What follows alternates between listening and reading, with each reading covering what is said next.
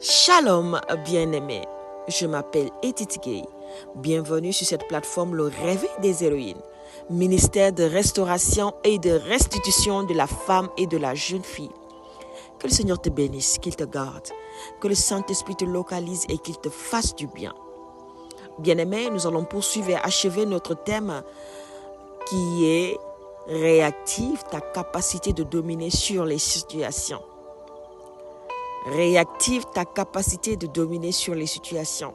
Si tu n'as pas eu à écouter nos messages précédents, je t'invite à aller les écouter ou bien encore à aller les réécouter afin de recevoir pleinement les codes que le Saint-Esprit voudrait te décoder. Bien-aimés, aujourd'hui nous partageons un sous-thème sur la sainte colère. La sainte colère. Vous savez, la parole de Dieu va nous dire que la colère est comparée à de l'animosité. La colère attire le mal. La colère expose notre vie. La colère nous expose au danger. La colère ouvre des portes. Si nous nous rappelons de la vie des deux frères Caïn et Abel, l'autre était rempli de haine, de colère dans son cœur. Et tout ce qu'il voulait, c'était abattre son frère. Mais Dieu va lui dire de dominer sur cela, de dominer sur ce péché, de garder son cœur, qu'il avait la capacité de dominer sur ça. Alors, s'il avait suivi les conseils de Dieu, les instructions de Dieu, il n'allait pas attaquer son frère. Mais voici que il s'est entêté et a fini par commettre un meurtre, a fini par exposer la terre à boire le sang de son frère. Bien-aimés, aujourd'hui nous parlons de la sainte colère. Une colère qui n'est pas animée par la chair, qui n'est pas animée par des sentiments haineux. Une colère qui n'est pas animée par la jalousie. Une colère qui n'est pas animée par tout ce qui est mauvais.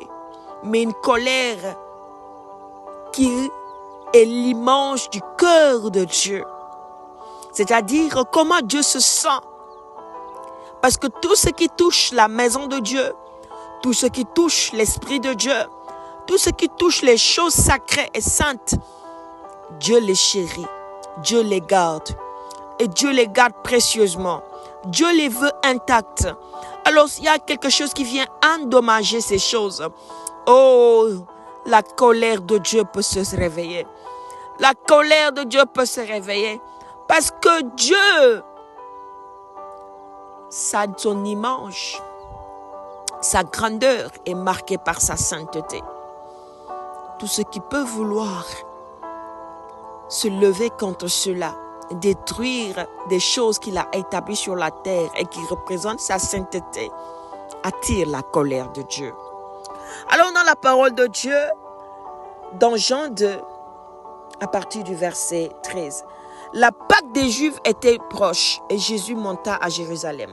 Il trouva dans le temple des vendeurs de bœufs, de brebis, de pigeons et les changeurs assis. Ayant un fouet avec des cordes, il les chassa tous du temple, ainsi que les brebis et les bœufs.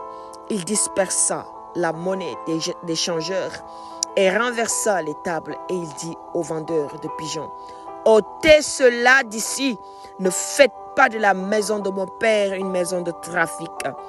Ses disciples se souvinrent qu'il est écrit, le zèle de ta maison me dévore.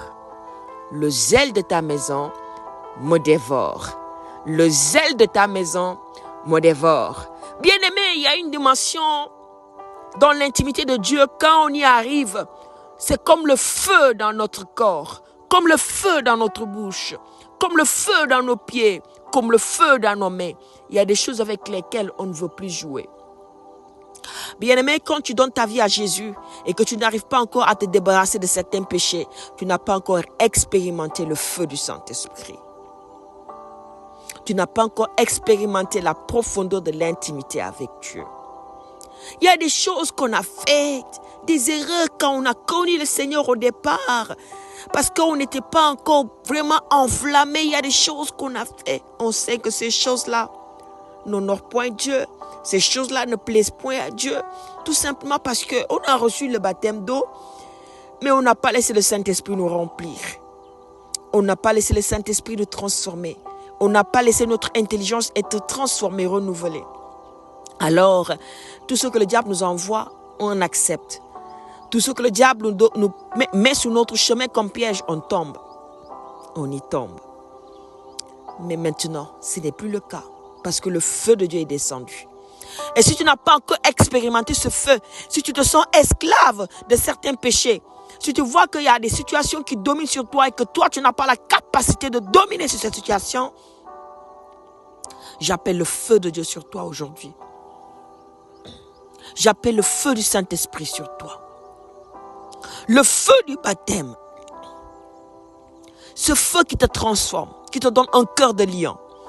Ce feu qui te donne d'être audacieux. Ce feu qui te donne de te lever avec audace contre toute chose qui est contraire à la volonté de Dieu. Ce feu qui anime en toi une sainte colère. Quand tu vois une injustice, quand tu vois le nom de Dieu être déshonoré. Oui, ce feu. David était animé par une sainte colère quand il a vu Goliath insulter l'Éternel. Oh mon Dieu. Un humain. Un humain parce qu'il est barricadé, il est grand. Parce qu'il est costaud, au-dessus des hommes, de ses semblables. Il se disait, il n'y a rien qui est au-dessus de moi. Je suis le plus fort, le plus vaillant. Tout le monde a peur de moi. Tout le monde a peur de moi. Alors je fais ce que je veux. Alors, je me donne l'autorisation d'insulter le Saint des Saints. Je me donne l'autorisation d'insulter celui qui est établi au-dessus de toutes les autorités et des dominations des principautés. L'Éternel, le Dieu puissant, le Saint d'Israël. Il était en train d'insulter le peuple de Dieu et en même temps de traiter leur Dieu de faible, de fainéant. Voici que David entend ces mots. Il était animé d'une sainte colère, il va dire, mais qui est cet incirconcis? Qui est cet incirconcis qui ose rabaisser le peuple de l'Éternel, rabaisser mon Dieu? David s'est juré de le tuer, de couper sa tête. Et il a fini par le faire. Parce qu'il était animé d'une sainte colère. Quand la colère est sainte, c'est le feu de Dieu qui t'anime. Quand la colère est sainte, tu te dis non, ce n'est pas normal. Tu es le temple de Dieu. La parole dit ici que Jésus-Christ est venu. Il a vu dans le temple de Dieu des injustices, des trafics, des hommes qui faisaient des choses qui n'honoraient pas Dieu, qui n'avaient pas le droit de faire. Dieu n'avait pas permis cela. Il n'y a aucune loi qui le dit. Il n'y a aucune loi qui le dit. C'était la maison d'adoration, de prière. C'était la maison où on apportait les offrandes et les sacrifices. Alors pourquoi ces gens viennent, ces vendeurs, ces échangeurs viennent commettre le trafic dans la maison de Dieu? Bien-aimé, laisse-moi te dire que tu es la maison de Dieu. Qui est ce diable qui vient faire ce qu'il veut dans ta maison, dans la maison de Dieu? Dans ton corps qui est le temple du Saint-Esprit. Dis-moi, la sainte colère doit se lever quand tu vois que l'ennemi veut faire de ton corps son marché, sa poubelle. Quand tu vois que l'ennemi veut faire de toi un instrument de destruction. Quand tu vois que l'ennemi veut faire de toi quelque chose qui va être la risée des hommes. Tu dois être animé d'une sainte colère. D'une sainte colère pour dire que Satan prend tes bagages et sort de cette maison qui est la maison de mon Dieu. Sors de cette maison qui est le temple du Saint-Esprit. Je ne te permets plus de faire tes trafics dans mon corps, qui est le temple du Saint-Esprit, qui est la maison de Dieu. Quand tu vois dans ton assemblée, dans ton église locale, qu'il y a des choses qui se passent qui n'honorent point Dieu, dans l'amour va relever le frère ou la sœur. Si tu vois que les choses ne changent pas, sois animé d'une sainte colère pour te lever dans la prière et donner ordre à ces démons de quitter, de laisser ton assemblée. Je ne dis pas que le combat est charnel, non. Jésus-Christ a menacé les trafiquants, les a chassés dehors. Et ceci était un signe spirituel pour te dire que le diable veut commettre un trafic dans la maison de Dieu. Dans ton corps qui est le temple du Saint-Esprit. Dans ton corps qui est le temple du Saint-Esprit. Il va amener le trafic de la maladie. Il va amener le trafic de la fornication. Il va amener le trafic de l'adultère. Il va amener le trafic de l'idolâtrie. Il va amener le trafic de la jalousie. Il va amener le trafic, oui, de tout ce qui est haine, vengeance. Il veut amener le trafic de la cupidité. Le trafic, oui, des rivalités. Il veut amener le trafic honteux. Il veut amener le trafic de la mort. Mais toi, parce que tu es consciente que c'est la maison de Dieu et Dieu veut cette maison sainte. Dieu veut cette maison soit débarrassée de tout ce que l'ennemi y a placé. Qu'est-ce que tu fais? Tu es animé de cette colère, d'un cœur de lion. Tu es animé d'un feu que personne ne peut éteindre et tu te lèves, tu dis, au nom de Jésus, je ne te permets pas, Satan. Au nom de Jésus, je ne te permets pas, toi, démon qui es-tu. Au nom de Jésus, je ne permets pas aux sorciers de le faire. Au nom de Jésus, je ne permets pas aux manipulateurs, aux occultistes de le faire. Au nom de Jésus, mon corps est le temple du Saint-Esprit. Ma maison est la maison de Dieu. Alors, Satan, prend tes bagages et sort.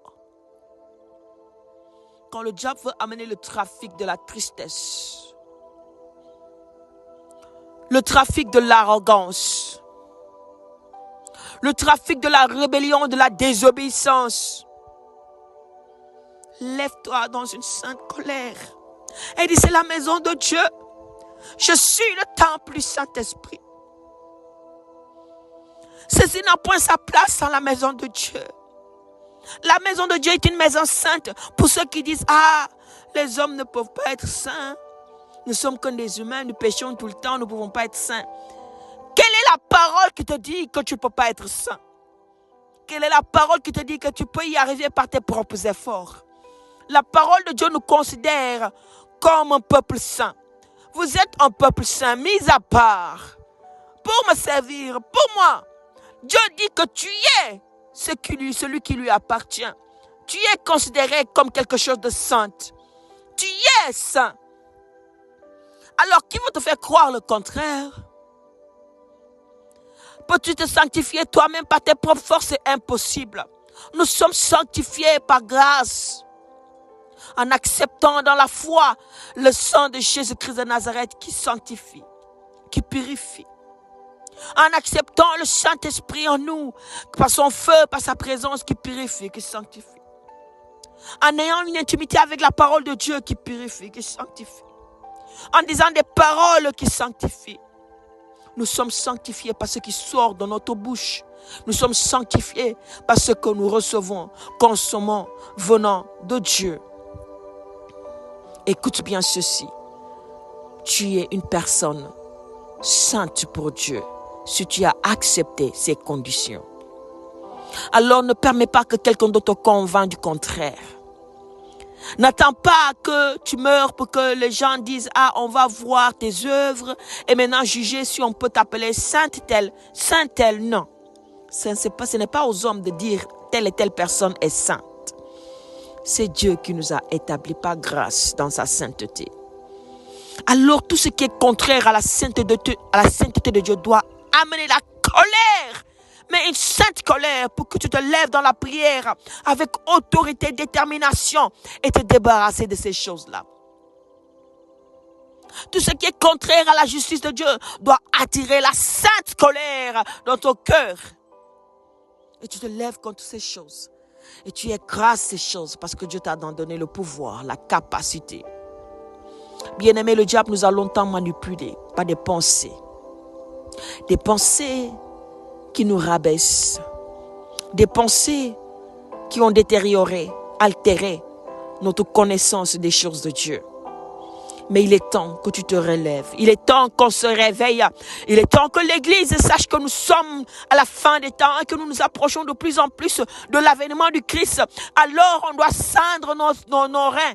On doit ceindre nos reins, porter nos chaussures. Oui, nous armer de toutes les armures de Dieu.